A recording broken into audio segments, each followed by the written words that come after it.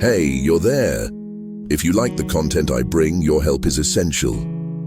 For the channel to remain active and grow more and more, I need your support.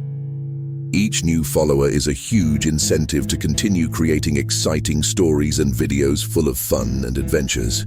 Also, by subscribing, you help me convert this passion into sustainable work, which allows me to offer you even more surprising content. As soon as you don't forget to subscribe, please like and share. Your participation makes all the difference. Helena was always seen as the pillar of the family.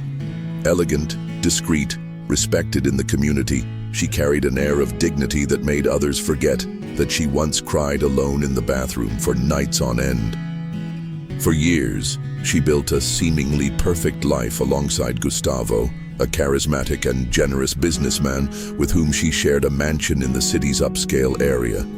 They had 2 children, a purebred dog, trips to Europe, and a collection of framed smiles on the wall. But what no one knew, not even her, was that it was all a well-told farce. And the beginning of the end happened one ordinary morning when the phone rang. On the other end of the line, an unfamiliar voice whispered, "He's not who you think he is. Go to 47 Aurora Street. Now." Helena hesitated. She thought about hanging up and forgetting about it. But something inside her, perhaps the woman she once was before everything, decided to obey. 10 minutes later, she was in her car, driving as if she were running away from herself. She didn't know what she would find. All she could feel was that, when she opened that door, the world she knew would cease to exist. Aurora Street was simple, old, and out of place in the world where Helena lived. Terraced houses, peeling walls, the smell of food in the air. Number 47 had a rusty iron gate and a patterned curtain swinging in the window. She rang the bell. A woman answered, young, pretty, with a suspicious look. Behind her, a child of about 5 years old appeared in the hallway. Helena stared at the boy. And then, everything stopped. His face was the same as Gustavo's, his eyes, his crooked smile. The woman went pale. "You're his wife, right?" she asked. Helena didn't answer. She just nodded, feeling her heart sink into her stomach. "He promised he'd tell us. He said he was going to get a divorce." The impact was like a punch in the stomach. Helena tried to keep her composure. "How long has it been?" The other hesitated. 6 years. The world spun. 6 years. That meant that while Helena was making birthday plans, Gustavo was making crib plans. While she smiled for the camera at dinners, he said, "I love you," from another bed. Helena left without saying anything else, her eyes fixed on the floor as if any false look could make her collapse. She returned home like an automaton. The same automatic gate opened, the same servant smiled, the same pictures hanging on the walls seemed to mock her. Everything was the same, except, her. She sat on the sofa in the living room, staring into space. The betrayal itself hurt, of course, but what tore her apart most was the feeling of having lived a lie for so long. How many nights had he come home smelling like another woman?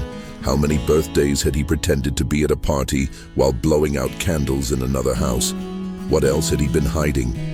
Helena spent hours there until she decided to do something she had never done before: break into Gustavo's office.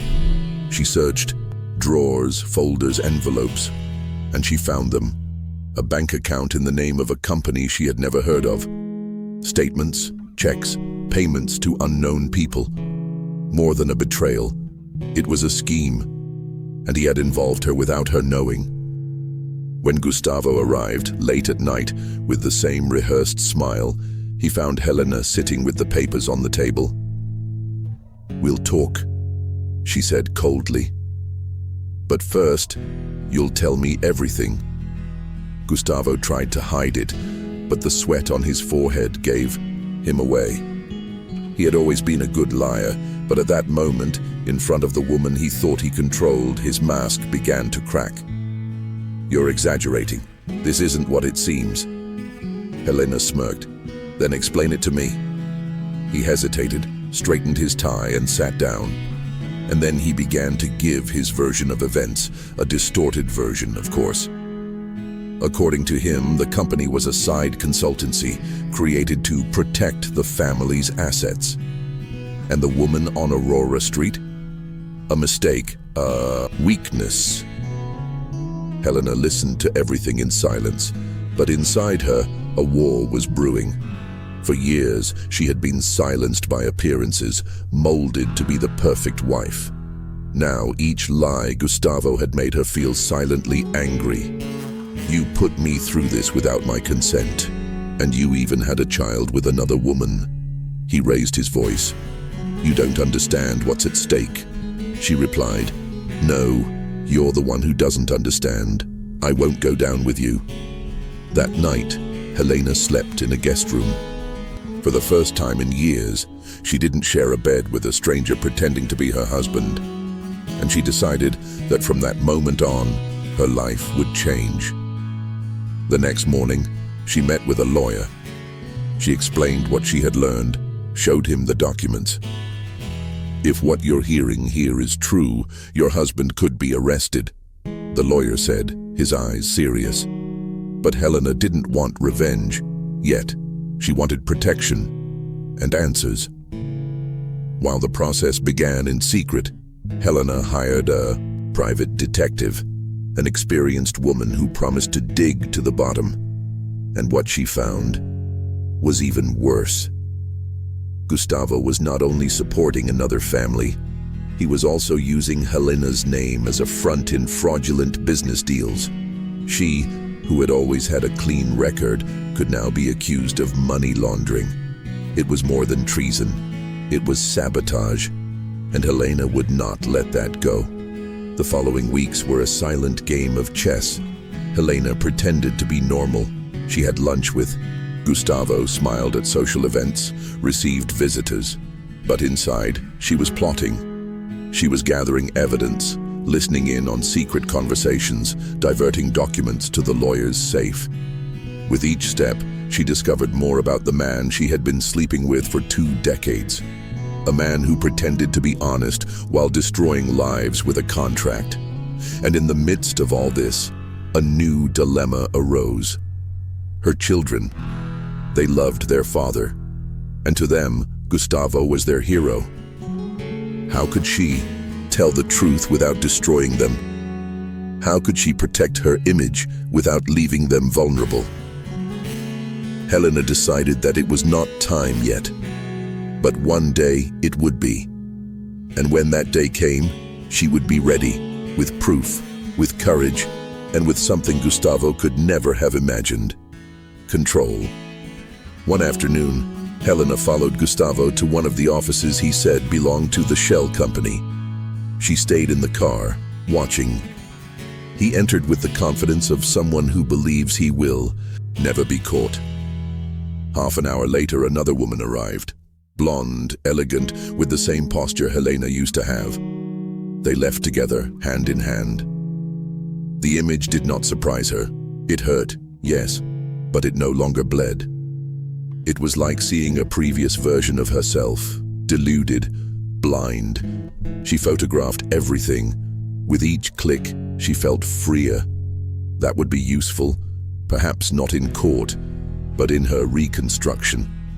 Helena no longer wanted the sandcastle. She wanted to demolish it with her own hands and build something new on the concrete of truth. Arriving home, she locked herself in her room and cried. Not for the man, but for the woman she had been, for her naivety, for her blind surrender. But when she left the room, her eyes were dry and her soul firmer. She was ready. With the help of the lawyer and the detective, Helena prepared a complete dossier. Bank details, photos, audio recordings, contracts. It was enough to open a case for fraudulent misrepresentation, money, laundering, and emotional bigamy. She still didn't know if she wanted to go through with it all, but she knew she needed to have this power in her hands. Gustavo continued to act as if nothing had happened, and that was what scared her the most. His coldness, his ability to lie while looking someone in the eye. One night, he came home drunk.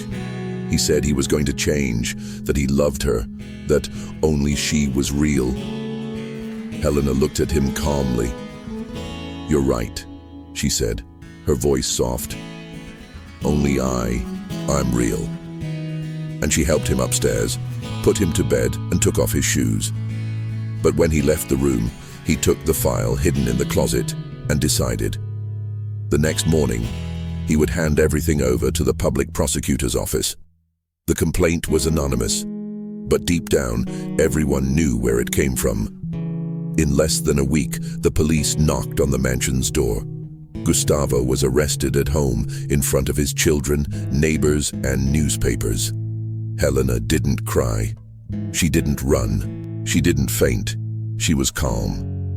Because she knew that this was just the beginning. Justice was a slow process, and she would have to face more than lawyers. She would have to face public opinion, trials, and stares. Some friends turned away. Others called her cruel. But for the first time in years, Helena didn't care what they said, because now she was clean, free, and determined to rebuild herself, not as the woman behind a man, but as the woman who had the courage to expose him. In the silence of the night, alone, Helena whispered to herself, "You survived." But deep down she knew she was just beginning to live. With Gustavo in prison and her name in the newspapers, Helena became the target of curiosity and speculation. Some women approached her to tell similar stories, others simply to admire her courage. She began to dedicate herself to what she had always put off. She opened a small art studio, something she had loved since she was young. Her hands, once used to signing checks, now molded clay, painted canvases, and expressed pain and liberation in raw colors.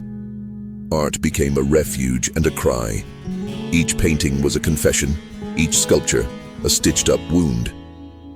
Little by little, her children began to understand. They sat with her, asked questions, cried. Helena did not lie. She told the truth, without embellishments. "Your father made a mistake, and I made a mistake too by pretending for so long." They respected her. They embraced her. It was not easy, but it was honest. And that was what she wanted now. Honesty. One morning she received a letter. No sender. Inside, just a handwritten sheet of paper. "You destroyed everything." The paper smelled of Gustavo's perfume. It was his. Even from prison, he still tried to manipulate and reverse the roles. Helena laughed. How ironic. For years, he had been the executioner. Now he wanted to play the victim. She kept the letter, not out of longing, but as a reminder of what she had overcome. Over time, Helena began giving lectures. She told her story to other women, not as a heroine, but as a survivor. And in each audience she saw teary eyes, shy smiles, and courage emerging. She understood that her pain had a purpose, that her truth could free others. She wasn't looking for fame, she was looking for meaning, and she found it with each story that crossed hers. Months passed. Gustavo was convicted. The headlines disappeared, but the scar remained. Helena now walked lightly. She had new friends, a bit, new routine, new dreams. One day she met an old college friend again, a widower, kind, with a sincere look in his eyes. They talked like old acquaintances, no rush, no expectations, just presence. She realized that she didn't need a new love to feel whole, but that if one came, it would be welcome, as long as it came to add to her, not to fill in.